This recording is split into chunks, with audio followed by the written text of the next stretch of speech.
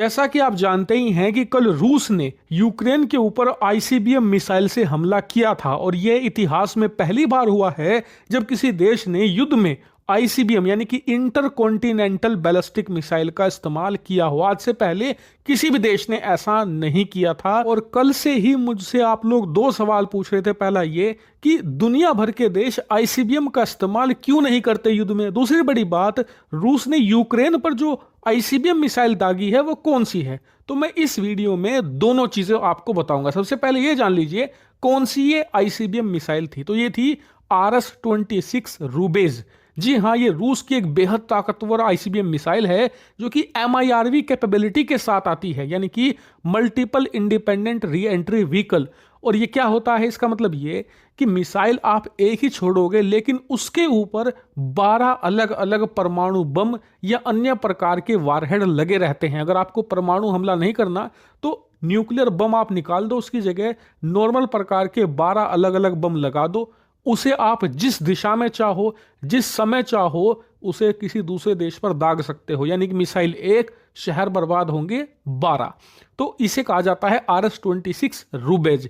और बात करें नाटो की, तो नाटो इसे रूबेज नहीं कहता, वो कहता है इसे SSX-31। ये इसका कोड नेम है जो नाटो ने इसे दिया है, लेकिन दुनिया इसे जानती है RS-26 के नाम से। खैर, बात करें इस मिसाइल की खूबियों की, तो सबसे बड़ी खासियत है इसकी भयंकर मात्रा में परमाणु और कन्वेंशनल वेपन ले जाने की। ये अपने साथ कम से कम 12 परमाणु बम ले जा सकती है। और वो परमाणु बम आप अलग अलग दिशा में अलग अलग शहरों पर या फिर अलग अलग देश पर भी गिरा सकते हो, अलग अलग टाइम सेट करके भी। इससे आप अंदाजा लगाइए कितनी एडवांस मिसाइल है। हालांकि जो यूक्रेन पर दागी गई मिसाइल उसमें परमाणु बम तो थे नहीं, रूस ने उन्हें निकालकर जो कन्वेंशनल बम होते हैं, नॉर्मल प्रकार के बम होते हैं, वो फिट कर दिए थे।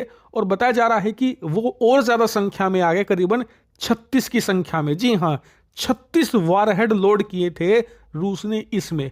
और इतना ही नहीं, इस मिसाइल की कैपेबिलिटी इतनी ज्यादा है कि उसकी वजह से इसका वजन खुद का 36,000 किलोग्राम से ऊपर चला जाता है। और इसका कारण है इसकी full size capability. Full size मतलब इसमें आप बड़े परमाणु बम ले जा सकते हो। कितने बड़े? 300 किलो टन तक के 4 परमाणु बम ये ले जा सकती है। इससे आप अंदाजा लगाइए कि कितने बड़े डिस्ट्रक्शन के लिए इसे बनाया जाता है। बात करें इसके रेंज की, तो ऐसा नहीं कि इसमें वजन ज्यादा हो गया या ज्यादा परमाणु बम ले जा सकती है तो रेंज ज्यादा नहीं होगी।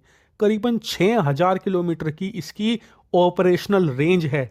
यानी कि अगर रूस इसे चाहे तो अमेरिका और पूरे यूरोप में कहीं पर भी दाग सकता है, जबरदस्त तबाही मचा सकता है। और उसके ऊपर जो इसके स्पीड है वो तो और भी शानदार है। दरअसल इतने भारी वजन के होने के बावजूद इसकी जो स्पीड है वो 20 मैक तक चली जाती है, यानी करीबन आवाज की रफ्तार से 20 गुना ज्यादा। किलोमीटर प्रति घंटे में बताऊं तो 24,500 किलोमीटर प्रति घंटे की रफ्तार हो जाती है।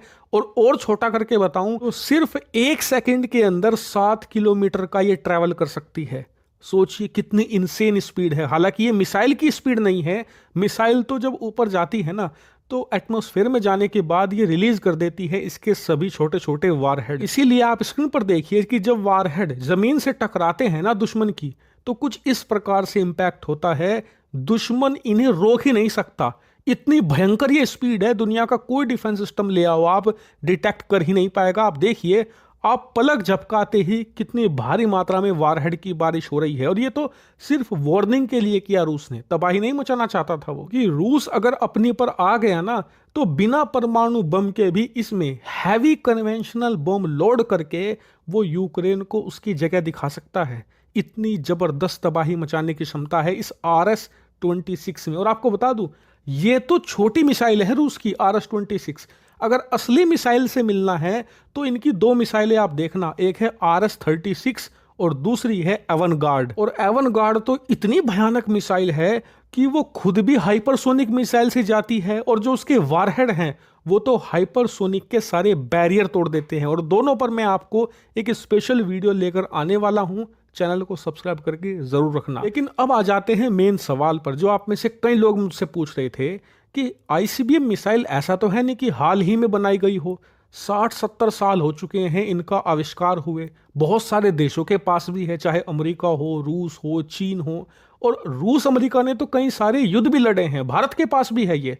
लेकिन फिर भी कोई देश आईसीबीएम का इस्तेमाल अब तक क्यों नहीं कर पाया? अब 60-70 सालों के बाद रूस ने इनका इस्तेमाल किया तो दुनिया में कितना हमला किया, तो मैं बताता हूं। देखिए, इसके पीछे कारण है आईसीबीएम बनाने का पर्पस।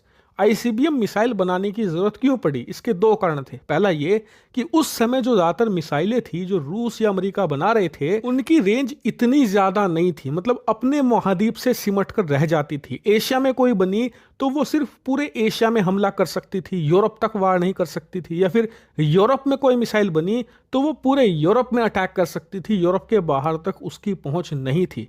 अमेरिका सबसे ज्यादा परेशान था, उसकी मिसाइलें सिर्फ अमेरिका में अपनी सुरक्षा तक सीमित थी, रूस पर अटैक नहीं कर सकती थी। अगर उसे रूस पर अटैक करना होता तो उसे वो मिसाइलें यूरोप में तैनात करनी पड़ती, यानी कि यूरोप पर निर्भर था।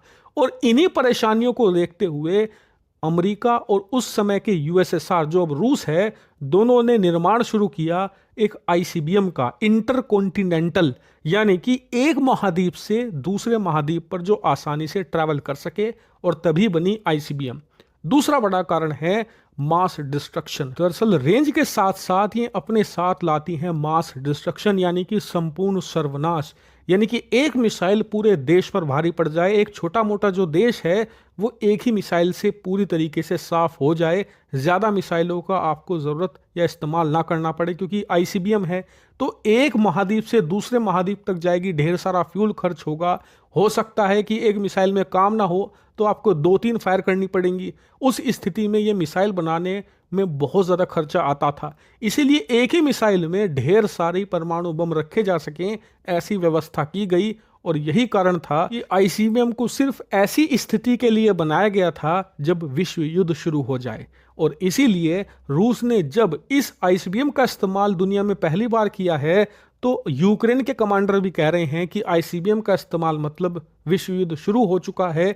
जो चीजें अभी तक पर्दे के पीछे चल रही थी वो पर्दे के पीछे खुलकर सामने आ चुकी है। लेकिन पश्चिमी देश अब भी पीछे नहीं हट रहे। लगता ऐसा है कि जब तक आईसीबीएम उनके घरों तक नहीं पहुंचेगी, शायद वो तब तक मानेंगे नहीं कि उन्होंने एक विश्व युद्ध की शुरुआत कर दी है। इसीलिए इस आईसीबीएम हमले के बाद यूरोप में चर्चा शुरू हो चुकी है कि क्या हमें और सपोर्ट करना चाहिए यूक्रेन का या नहीं। यहां तक कि जर्मनी ने तो लॉन्ग रेंज मिसाइलों की सप्लाई ही बंद कर दी है, क्योंकि वो अब इस मामले को आगे नहीं बढ़ाना चाहता, क्योंकि उसे पता है अमेरिका के अंदर ट्रंप आ चुके हैं और ट्रंप ऐसे राष्ट्रपति हैं जो बीच मझधार में उन्हें छोड़ देंगे। कल को रूस के साथ डायरेक्ट इनका पंगा हो गया तो ट्रंप जैसा आदमी इन्हें बचाने शायद ही आए, उल्टा इन्हें बीच मझधार में छोड़कर अपने घर बैठ जाए। क्योंकि अमेरिका और अमेरिका के लोग भले ही कहते हों कि हम यूरोप का साथ देंगे, लेकिन वो कभी भी यूरोप का परमाणु युद्ध अपने घर तक नहीं लेकर आएंगे।